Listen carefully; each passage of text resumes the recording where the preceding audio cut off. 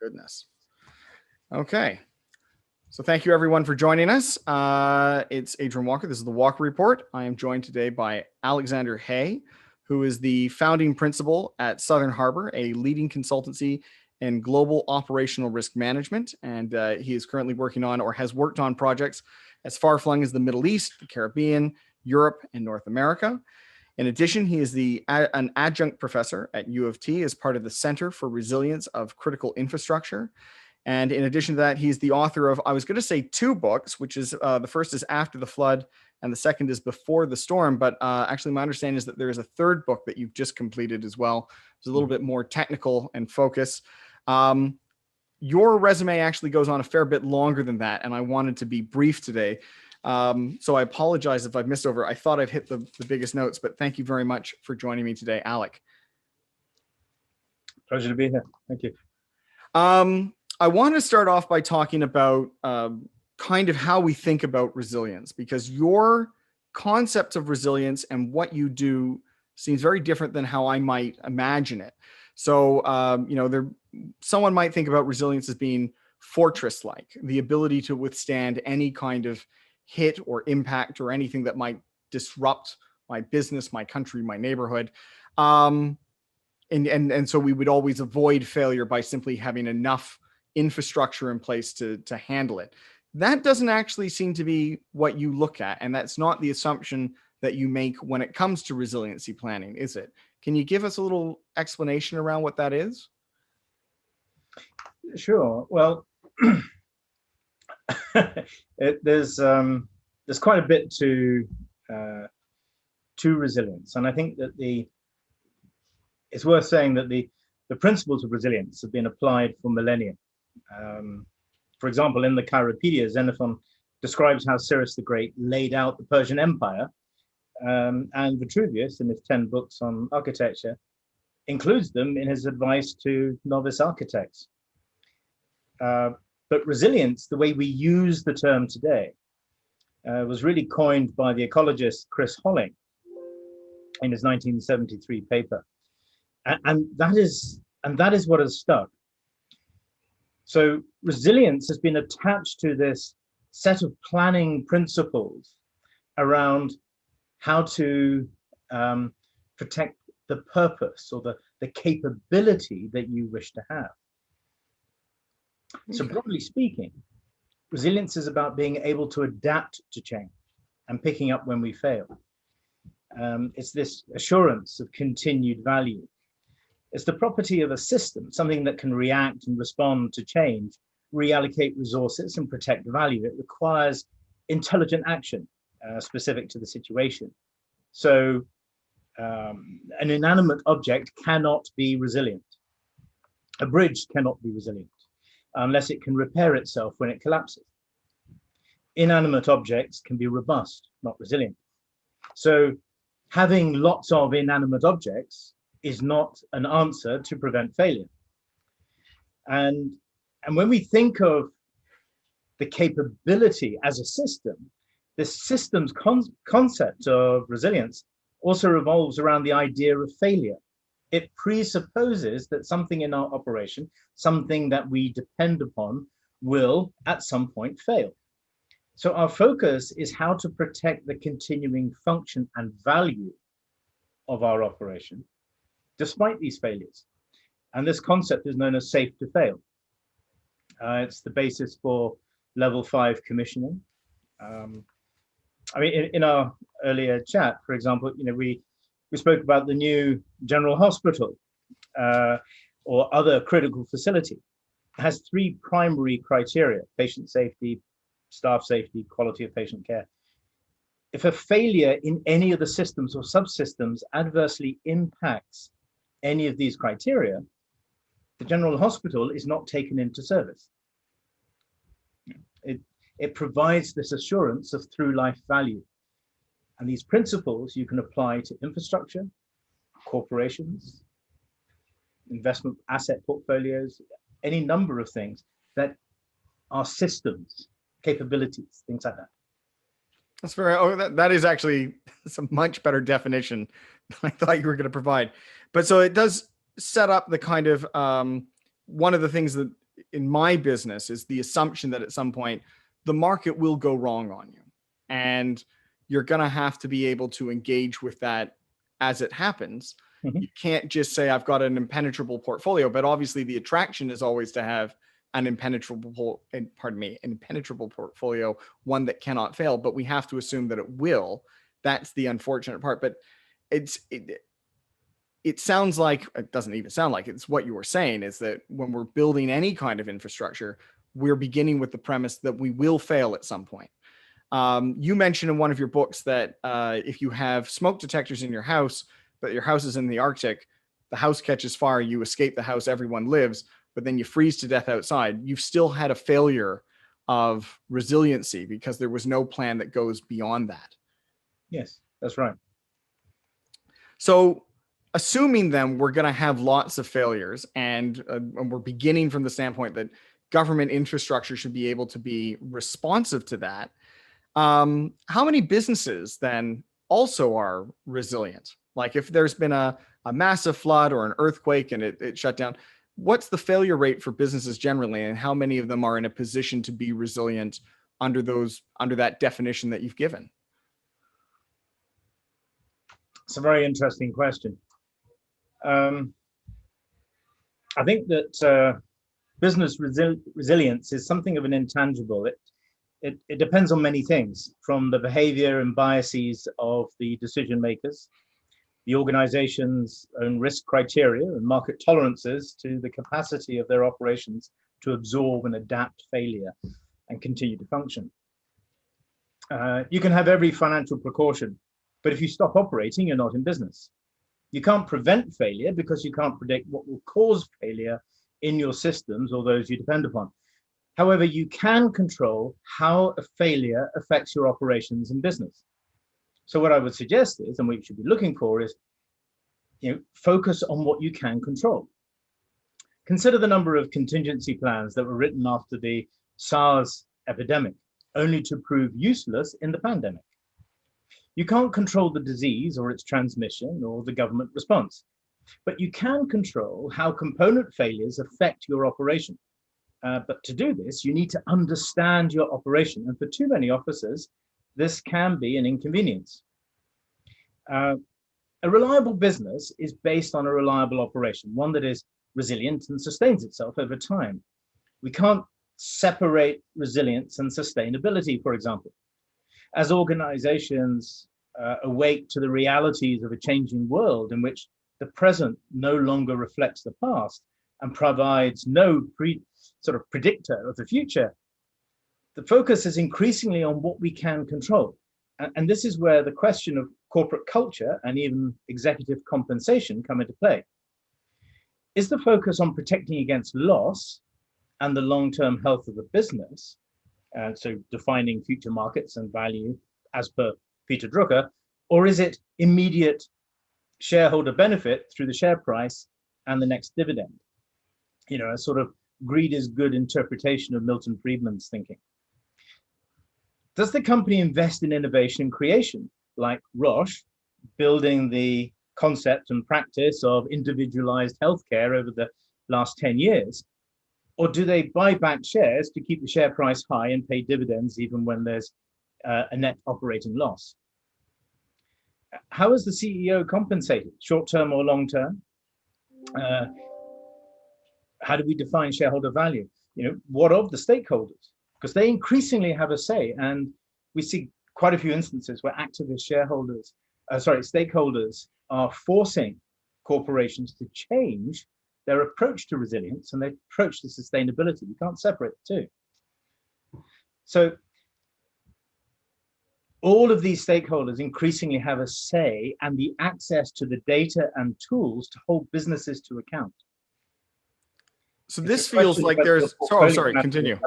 No, I was just going to say that if the activists have these tools and are holding businesses to account, why wouldn't the portfolio managers who invest in those businesses not access the same tools to inform investors of whether the business is transitioning to a new economy or whether the business is behaving in a resilient manner?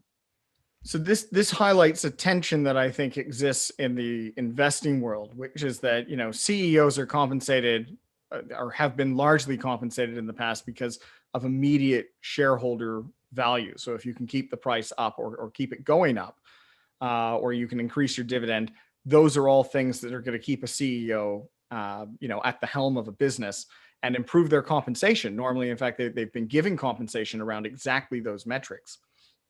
And portfolio managers, mutual fund companies, indexes are interested in the companies that are growing the fastest, the biggest, so they get included.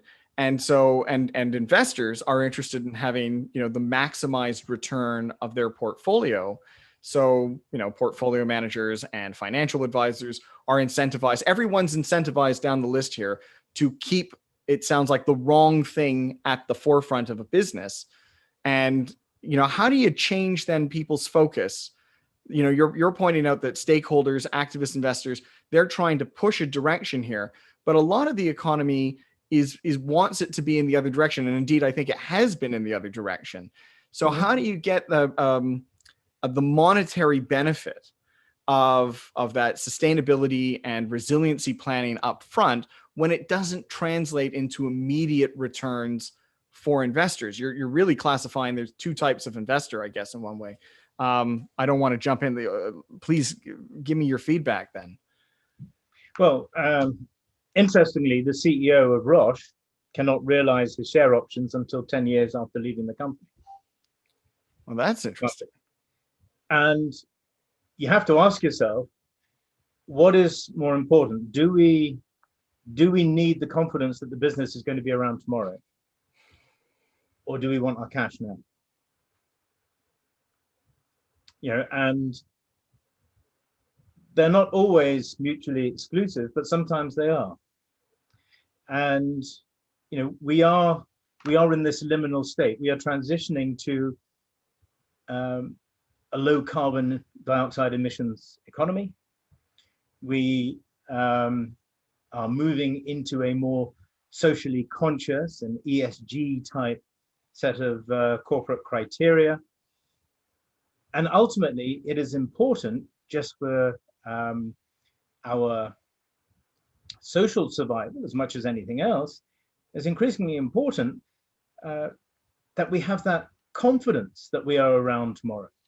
We have that confidence that we can employ people tomorrow.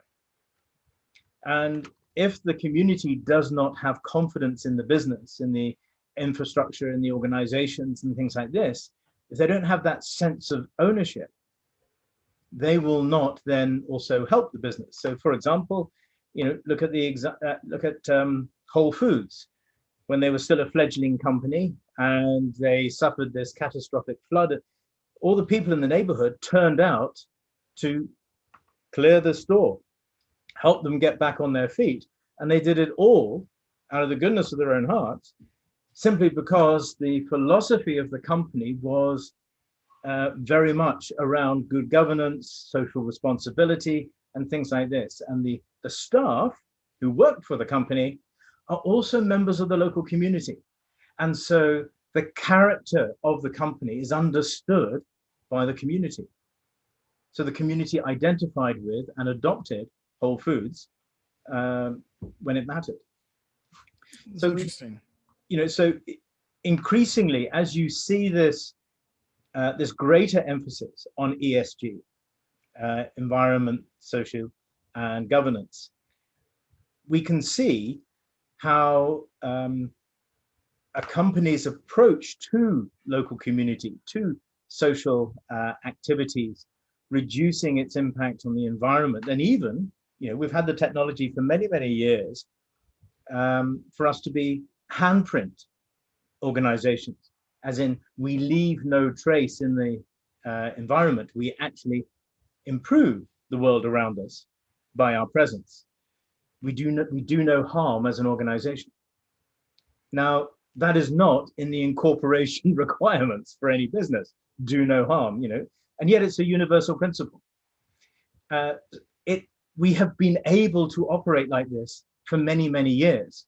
We have chosen not to. But the trouble is, in choosing not to, it has made us progressively more fragile. And as we become more fragile, we're also becoming less sustainable. And we're becoming more divorced from the people who buy our products in order to generate a revenue.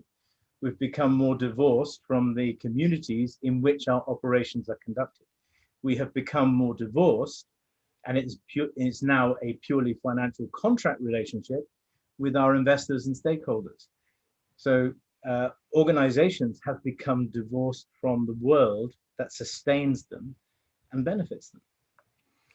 I was going to say as well, I think there is an intuitive understanding. You're outlining something like Whole Foods in its fledgling days being part of the community and the community being responsive. Trying to shift that attention, that focus back to sustainability, to being integral, to being, its survivability. It's something we all understand when it's our own community and danger. Maybe we don't connect it to our financial component as readily as we should, but we do understand it immediately. And I was looking over some of the talks you'd given in the past. You were talking about in your planning, you talk about, the react, response, recovery, and then back to routine, which is what you help establish, and the minimal operational capacity, which is something I want to ask you about. But what I'd caught my attention was a decline in patience with regards to communities and societies wanting to get back to minimal operational capacity. And you had highlighted that in 9/11, I think we had a week or 2 weeks before, planes were flying again and that things had sort of resumed some kind of level of normalcy. But the floods in Calgary in, I think it was going to say 2012 or 2013, it was only a few days that people were willing to tolerate, electrical outages, roads not being accessible, that kind of thing. What's heading up that decline in patience? And can you sort of give some insight into what is minimal operational capacity? What is minimal sustainable capacity? Sure. Well, I mean, first of all, the change in public tolerance and market tolerance is partially driven by technology, changes in technology, in particular the smartphone. We have become accustomed to having every service we require at our fingertips on demand. The idea of waiting for a letter to come back to us from, a lawyer, a service provider, or whatever else, has been completely superseded by the idea of email that I can send at a weekend and expect to get a reply first thing Monday morning, and so on. We've also had this concentration of value. See, technology has allowed us to operate more efficiently, fewer personnel, smaller space, and greater profit margins. But it's also, because it's a smaller space, because it's now a more concentrated value target, it can be more susceptible to failure. So for example, you could have had an operation that employed 500 people, was spread over 6 locations back in 2000. And now today, it's an operation conducted by 50 people in 1 location and probably clearing about 5 times as much work. But the fact that it's in 1 location means that it now has this location risk associated with it. Similarly, if it's a high value operation that is attractive to hackers or to online ransomware or something like that, it's actually more easier to target. So there's this combination of a diminishing market tolerance, but also a greater consequence of failure. And what we're looking at these days is, for your average service firm, 8 a.m. next business day is when you should be planning to operate. So if your catastrophe happened just before midnight, well, you may be 5 meters underwater, but the market tolerance is going to be you will open your doors again at 8 a.m. next day. And it doesn't, because so much of the economy doesn't necessarily mean that you have to physically open your doors to the public. You still have to be available to provide your service. You still have to be able to provide everything else. Now, that's known as the planning point, and it leads us into your question about minimum sustainable capability. Because the minimum sustainable capability is what it takes for you to stay in business. The initial calculation of MSC is net zero revenue. So you're covering all your overheads, your level of performance is just enough for you to sustain. You're not making a profit, you're not growing, but you can maintain that level of performance, in theory, indefinitely, but technological trends will overtake you. The point is, if you're not sustainable, if you're not at that MSC, you're not stable, you cannot recover. So you need to get to stability before you recover. Now, before that, when you've got a failure or something, every system has a natural sort of elasticity. It tries to address the cause of the failure. It tries to restore things that have been knocked out. And this reaction is completely blind. It doesn't matter what has caused a failure. The reaction brings you up to MOC. And in a lot of operations today, we need to augment that. We need to facilitate that reaction. So we may have uninterruptible power supplies, for example, for our IT network. We may have standby generators that are operating on gasoline as opposed to, or natural gas, as opposed to reliant on the grid system, just so that we know the essential functions of the operation can stay in place. A paramedic friend of mine likened it to, MOC is the heart beating and MSC is bleeding. It's pointless patching up the bleeding if there's no heartbeat. Yeah. So MOC, if you're not at MOC, there is no response. There is nothing. It's dead. But once the heart is beating, you then do a very focused allocation of resources to restore functionality up to that stable level, that MSC. And in doing that, you're able to stabilize the business, and you're also able to meet all of your market demands. You're able to stabilize the operation, everything you depend upon. And you're also able to stop the hemorrhage of cash, your cash reserves. So at that level of stability, you can then begin a deliberate recovery. And the deliberate recovery will involve the allocation of resources in a strict sequence of functional restoration back to a new routine, whatever suits the environment that you now live in. So, Alex, someone's listening to us have this conversation at a later date, and they're thinking, these are good principles to be put in place in my life. I'd like to see them in my investments, and I'd like to see them in the businesses I work in. Do you stress to clients are these complicated plans? Obviously, there has to be some level of complexity depending on the organization, but do you stress simplicity over complexity to people? Does that factor into any of this? Yes, I think simplicity is always a good policy, I find, because during times of stress, you don't want to be working out the complexities of how to get yourself back up and running. Simplicity is a very sound principle. But no, it doesn't need to be a complex process. to me, the key emphasis is to use evidence and invest in understanding your current situation. All too often, we become used to using models and tools that we were taught when we went through our training or whatever else, or were provided to us by the company, by the organization when we joined.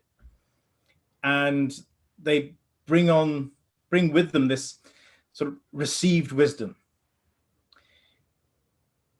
The trouble is, if we have not invested the time and effort to have a look at the assumptions that underlie these models and confirm whether the assumptions remain valid, we may very well be completely blind to the true fragilities, the true failures that are in front of us. So doing business as normal means that you can be completely unaware of the inherent risk that you face. So I would emphasize, to start with, using evidence to understand the situation, understand your operation in its context, everything you depend upon, the supply chains and things like this. Just understand your business. And when you can understand it from an evidence-based perspective, you're then in a position to work out what is possible, what can go wrong, and address what can go wrong. And if you do it that way, it's incredibly inexpensive to treat your risks. But if you chase the hazard, or you chase the failure or whatever else, it becomes very expensive. So you see all these retrospective measures, they're expensive. But the people who invested in understanding first, so they work out what the different scenarios can mean to them and cause failure, they're the ones who have worked out how to make sure that they are unaffected by failure. Okay, so I want to jump in there, because this seems like an excellent connection, or a good bridge between what we're discussing today and then how we responded to the pandemic. You pointed out that there was a lot of, I guess you would call them retrospective reviews of what happened during SARS. Those plans did not materialize into maybe the response we would have hoped when this pandemic took its full force. And it's not to say that, I think that the countries that we expected to do better, or who had been rated by The Economist or whatever as being the most prepared for a pandemic, they probably did fare the best out of other countries, but not for lack of trying, perhaps.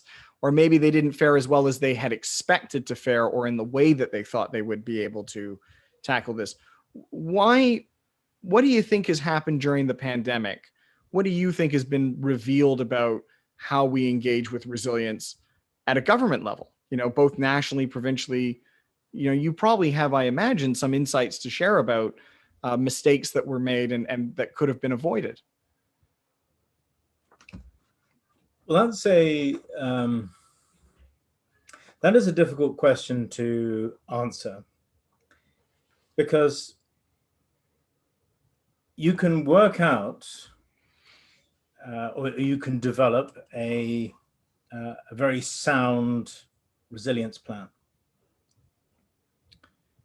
But the implementation will depend on whether the community or the electorate, the people that you depend upon for its implementation, buy into it, accept it. Now, if you have a resilience plan that depends on vaccination, and you have a sizable proportion of the population who are anti-vaccination, it doesn't matter how rational or evidence-based your plan is, it doesn't survive contact with the anti-vaxxers. So, there's the complete social dynamic that you need to unpack from your question. Most most developed countries will already have a system of contingency planning that allows them to identify how the critical services and infrastructures are vulnerable, what they depend upon, and are in a position to address threats to those assets, those systems, and how to control the consequences of failure in those systems. And depending on the structure of government and whether it's a whole of government approach, and whether they've signed up to the international health regulation and things like this, to varying degrees, they will have a workable answer, a workable strategy, a workable policy. What then needs to happen is how do we inform the electorate? Do we allow this to become a political issue, or do we keep this as an administrative issue? Is this a health administration for the good of the entire nation, or do we politicize the issue?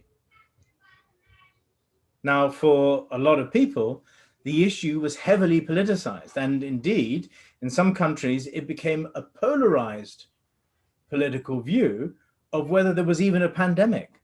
Yeah. And then you had misinformation campaigns that were promulgated. You've read all the same news articles as I have, I'm sure. So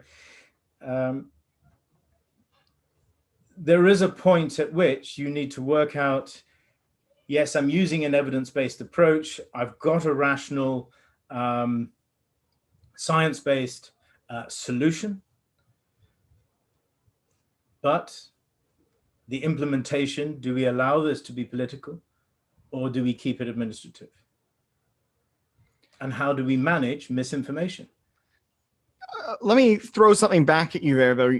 Earlier in our conversation, you discussed the disconnection that we have as a society, both from things like our business. As you point out, shareholders are not active shareholders. Generally speaking, they are passive. They are, merely a contractual relationship between the corporation and the people who are owning the company. And that there's been a lot of this disengagement or disconnection between what's going on and who the people are who should be stakeholders, perhaps. Do you think part of why this could be so political, or even whether or not we agree on reality, is partly a result of, sorry, I'm getting a lot of phone calls today from the legal department of Service Canada in the robot phones. I'm curious to know if one of the things that, maybe this is how I've seen it, and this is where I'm curious to hear your thoughts, is maybe we just don't feel anymore like a problem like a pandemic really involves us as individuals, and that it exclusively belongs to the domain of government. And there's enough of a difference between me and my government that I don't really have to have a say in it. And when it spills out of their ability to control it, there's a whole opportunity for it to become a political football, because I no longer consider that government and me are intimately connected in terms of managing risks anymore. Could I be way off base here? Do you see that there might be something in that, or no? I don't really know how far it goes, but I do sense a disengagement in political discourse. I sometimes think that we are tending towards tribal loyalties in our political positioning over a consideration of wholesome debate. So I will agree with anything that so and so says because I identify with that party, as opposed to having my local MP represent my views in Parliament. My local MP is now representing his party Hmm. in my riding. And I see more of that emphasis of a tribalization of politics as opposed to citizen engagement in the political process. Well, I think that's borne out by an awful lot of research now that shows that most people don't even know who their MP or their MPP really is. They're just voting for the leader now when they go to the ballot box, particularly in Canada. Yeah, I mean, I haven't seen the I haven't seen that research, but it would certainly what you say certainly seems to resonate with the impression I get. Where I've done most of my research has been in post-conflict, post-disaster areas, and you see where you've got this kind of tribalization. There is a reduction in the social capital to enable a recovery. So the response is impaired by this social fragmentation. The ability to recover is, well, sometimes it can actually be halted by this kind of social fragmentation. There needs to be some unifying confidence in the function of government and many of the institutions. At the moment, we are bringing down a lot of institutions, and in some cases for very good reasons. But by similar token, we're not compensating with something else. We're not rebuilding the institution. At the moment, we seem to be content to pull them down. Yeah. The more institutions we bring down, the fewer focal points there are in our community, in our society, for us to communicate with and to trust in and to organize a community response. You see, we can have highly resilient essential services with all the enabling infrastructure and everything else. But if as a community we do not behave in a resilient way, we can live in the most resilient city, but we will not be resilient. Okay, well, that leads to sorry, finish that then. No, I'm just saying all the businesses, all the companies, all the essential services and things like this, they can enable a resilient city. But if the population doesn't behave in a resilient way, they don't cooperate, they don't work together, there is that lack of social capital, then it doesn't matter. They won't be resilient. It's a little worrying, actually, Alec, when you phrase it like that. I was going to ask, though, it led to the next question, which is then, do you think we're being too hard on our governments? Are we expecting too much of them? And maybe that is a subset of not being a resilient community, that we are expecting that we don't have a role in being resilient. I don't think that we're being too hard on our governments. I think governments are quite rightly held to account, and they must be held to account. We have serious levels of inequality, or more importantly, we have serious levels of inequity in our society. And it doesn't matter who you are still dependent upon other people in the community. There is no one sector in the community that can exist alone. And yet, if that sector behaves that it can exist alone, all of the support networks around it, to transit operators or traffic controllers or whatever it is, they're not bringing you to work. They're not allowing you to operate, to function, and so on and so forth. So there are many aspects to it that we do need to hold our governments to account. We do need to be critical. But we also need to recognize that for everything we tear down, we need to replace it with something. We need to build something back. That's interesting.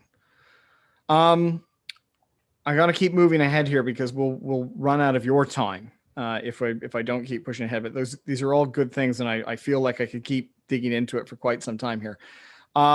You've been talking about climate change as a big part of the focus around resiliency. And I want to just turn our attention to, in the last week, we've dramatically seen some major floods across the world, including in Belgium, India, and Germany, with Germany being sort of the standout because they have, again, this is a I would consider a resilient society. It's a very level, I'm using generalizations, but a level-headed society that would have a strong response and a lot of preparedness for this. I think they had an early warning system in a place. But the flooding that they saw overwhelmed all of the preparations that they had made. And they exceeded very quickly the previous high water or high flood lines that they had ever seen in the space of like 24 hours. How do you do planning when the magnitude of what you could be facing is so completely unknown, or could be a great deal more than, as you point out, the past is no longer going to be the guiding principle here? What could Germany be doing better or different as they reassess, how do you protect all these villages and towns that exist along, a river system? Well, there's it's difficult to comment about a national response, particularly somewhere like Germany, which is, as you know, a federation of semi-independent states. And within that federal response, different states will have different ways of addressing disaster, even though they share a common watershed. So you can't point at consistency all the way through the watercourse. Okay.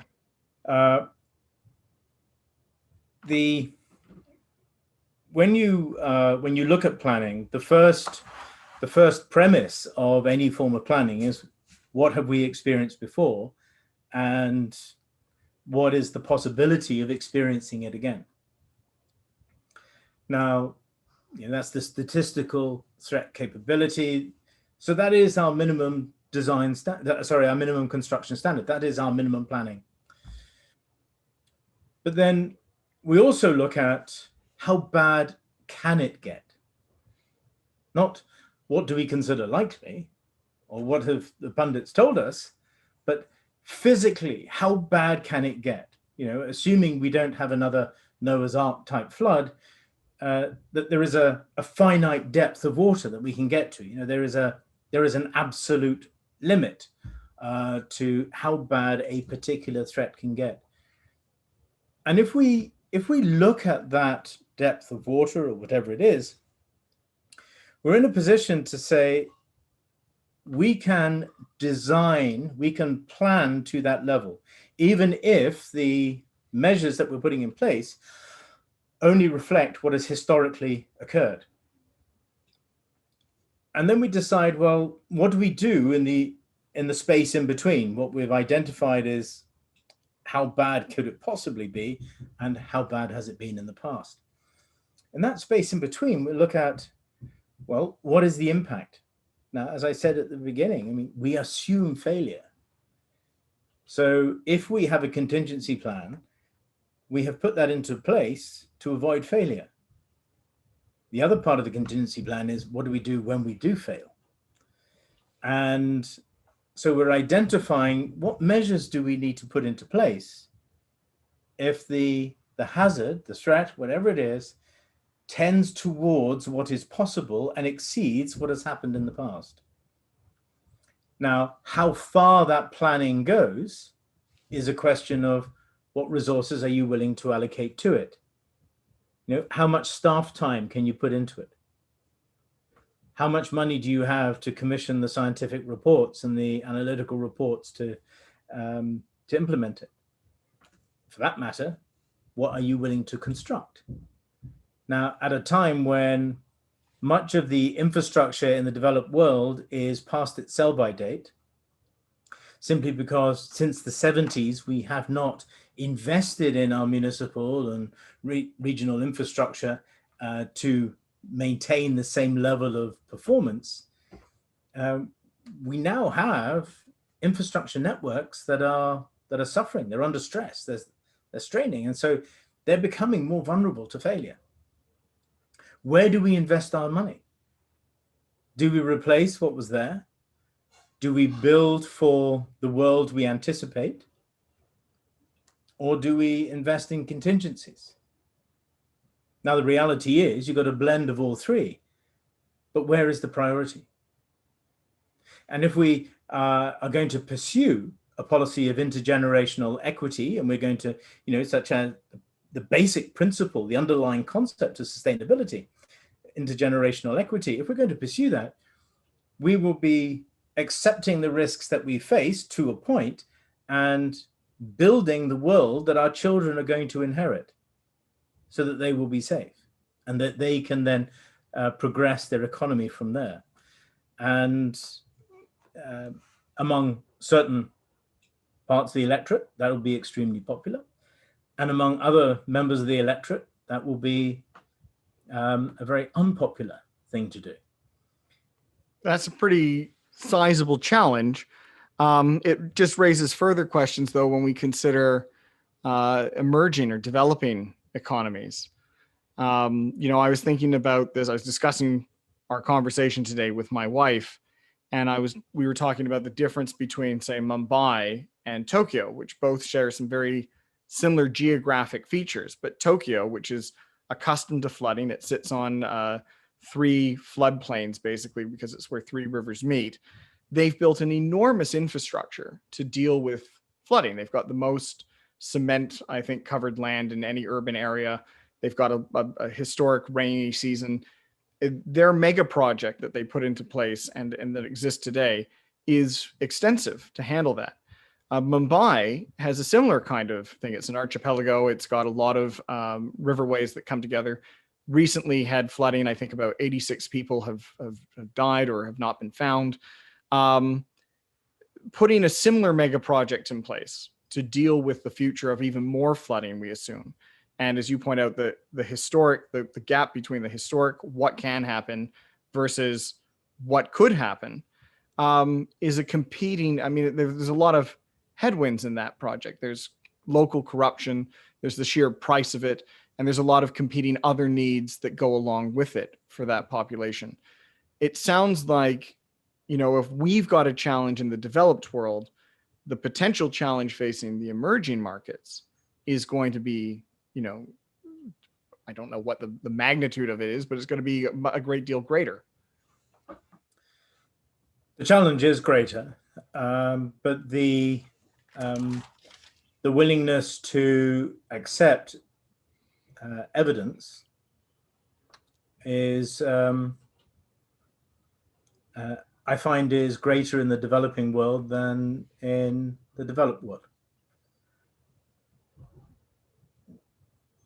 When there is a situation where this kind of thing takes on an existential twist, there is greater willingness to put politics aside and look at what is our true risk, what are we exposed to, and what do our decisions mean in terms of the allocation of resources? What is the consequence of investing in this over this? And there is a greater willingness to engage in that kind of discussion and to accept the results of evidence. In the developed world, we're a little bit more comfortable. We don't have the same existential driver that says, well, if we don't do anything, we may die in the next round or whatever else. And so we feel comfortable to say, no, I don't accept that evidence. We can politicize it. So more often than not, as I've gone around in the developing world, the The implementation and the World Bank funding and so on and so forth, yes, that does carry a political aspect to it. But identifying the need and quantifying it and rationalizing what it means is less of a discussion issue, and is certainly not political in those countries compared to the developed world. That's, again, also, I guess, then less encouraging for us, but that is at least more encouraging for them. We are running shy on time, so I'm going to wrap up with one question for you, and then I think we'll part ways here so that we can be respectful of what you need to do today. Obviously, you've done a lot of work for both governments and private corporations. I can't ask you for a list of your client list to find out who's been planning for more resiliency. So how do investors then, how do they look out into the world? What should they be looking for if they're trying to find companies that are going to be resilient, but maybe that's not going to be at the top of every analyst report? What should they be looking for? Well, I think that when we're looking, what are we looking for in a resilient organization or business? I think the first one is an evidence-based understanding of their situation and how it is changing. We want to avoid companies that use opinion or merely write something in the director's report that they think the shareholders want to read. We need an evidence-based understanding of the situation and how it changes over time due to technology, climate, demography, legal, economic, market, malicious trends, all these sorts of things. The organization that understands its operating context and the associated threats and opportunities is one worth paying attention to. The second point is whether they understand their fragilities. And it means that they understand their operations and are highly likely to be high performance organizations. The business resilience, I find, is too often divorced from operational resilience. The people who actually make the business operate are separate to the ones who run it. And there needs to be this connection between them and a shared understanding corporately. The third is the material disclosure of risks and a clear and pragmatic strategy for dealing with them over time. You'll be familiar with Task Force on Climate-Related Financial Disclosures and similar requirements. This is typically based on intelligently applied scenario analysis and will include a sense of what their minimum sustainable performance will be. Finally, I would suggest we're looking for them to have an understanding of their supply chains. How many thought that they were unaffected by the floods in China only to discover that their semiconductor supply chain still originated in the same factory as their contingent suppliers? And I think that, I gave you my final point, but I think we also need to not lose sight of the fact that all of this is hostage to the human condition. We have executives who have a fixed worldview, and no amount of evidence to the contrary will change that. There is no shortage of denial, bias, and prejudice. And most resilient organizations are generally high-performance organizations with a shared sense of risk management and equity or fairness, and a clear strategy for future capability. If I may, I'll just reiterate that quote from Vitruvius, where he just said, "By understanding what is, I may know what is possible." I think that is a wonderful point to end on. I like it when anyone quotes something from the classics to me. So let's stop there for today. Alec, thank you so much for joining me. I really do appreciate it. It's a wonderful talk, and maybe we'll touch base again in the future, but thank you so much. And everyone, thank you very much for watching the Walker Report.